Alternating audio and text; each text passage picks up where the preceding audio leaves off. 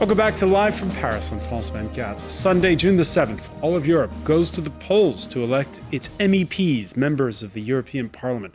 Europe editor Christophe Robit joins us. Christophe, you're going to be with us right up to the run-up to that vote. Absolutely, Francois. The elections, it's from the 4th till the 7th of June, depending on where you live and where you're going to vote. And this is, of course, a chance for us here at France 24 to talk about the Europeans, to talk about what they expect from Brussels. We've taken on a journey across the 27 member states, and we'll tell you exactly what they expect from these elections. And this far from the bureaucracy in Brussels. Now, funny enough, you've decided to start with a palaver, it seems, a get-out-the-vote campaign, which some say is just an advertisement. Absolutely. What's absolutely striking about this campaign is the whole buzz around the publicly funded ads, what we call TV ads. What we know is that reports about public turnout... service announcements. Absolutely. We know that the reports about turnout are worryingly low, and that's why both the Parliament and the Member States have decided to put together a lot of TV ads in order to encourage people to go out and vote. But the problem is that some of these ads have already caused a lot of controversy. We'll first look at an ad from the European Parliament.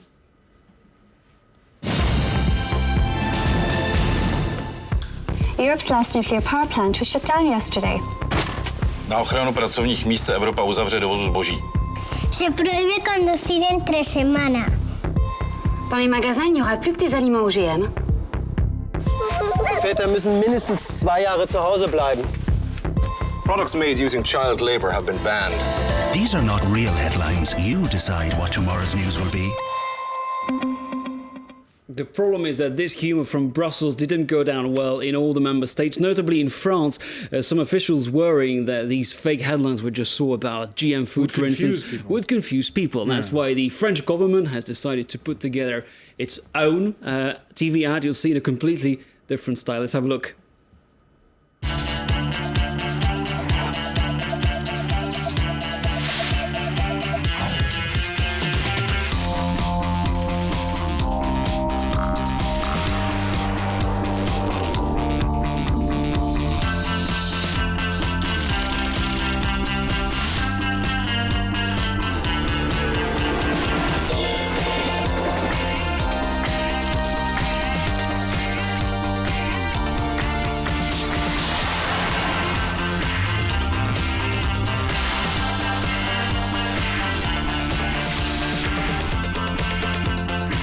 Page s'ouvre, à nous d'écrire la suite.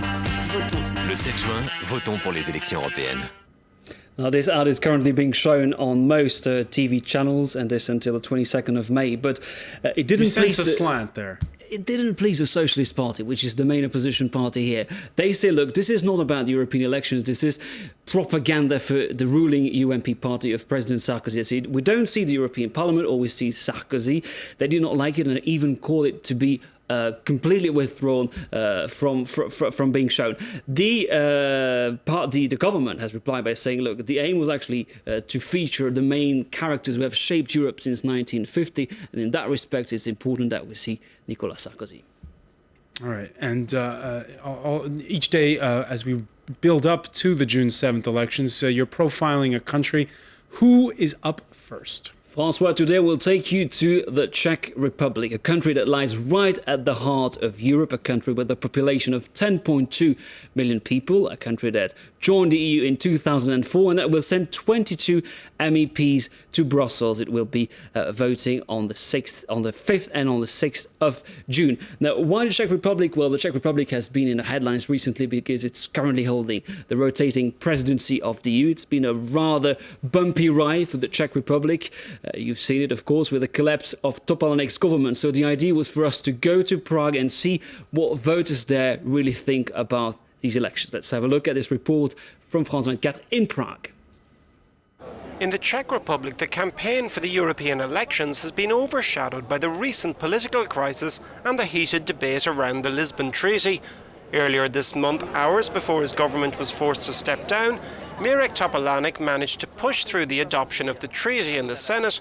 In this Eurosceptic country, the move has polarised the electorate. No, tak částečně. I'm pro-European. It's clear I will vote for the party that supports the treaty. I oppose the Lisbon Treaty. With it, the Czech Republic will lose its identity. That's why I won't even vote in the European elections. We don't get enough information on the treaty. I'll vote for a pro-European party, but I don't really know what it's going to change. According to a recent poll, 70% of Czechs don't understand what Lisbon is going to change. Mirek Topolánek was never particularly enthusiastic about the treaty. The former Prime Minister has even called it a necessary evil. But once in charge of the Czech presidency of the EU, he promised his European peers that Prague would adopt the text. Now that both chambers have done so, his Liberal ODS party wants to focus on other issues. The Lisbon Treaty is not really a campaign issue. There are issues that matter more to the Czechs, like the economic crisis. We're building our campaign on that. The Social Democratic opposition is traditionally pro-European. I think and I hope that these elections will turn into a referendum for or against the Lisbon Treaty.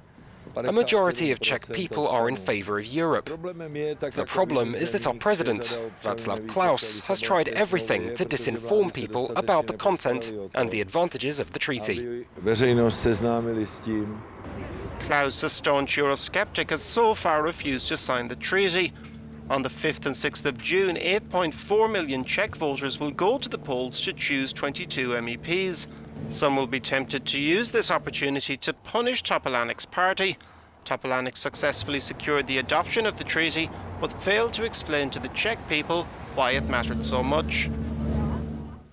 Here we go. Mirek Topolánek, the former Prime Minister, of course, who fears that the voters will use these elections to punish the way he handled the presidency of the EU. You'll be able to watch a full interview with Mirek Topolánek, a special France 24 interview with Mirek Topolánek, in which he talks about the uneasy relationship with France. That's in a little under an hour on France 24. All right, thanks for that, Christophe Robit, and thank you for joining us for Live from Paris. Don't touch that dial. We leave you in the able hands of Foriba Thibault. She's next at the top of the hour.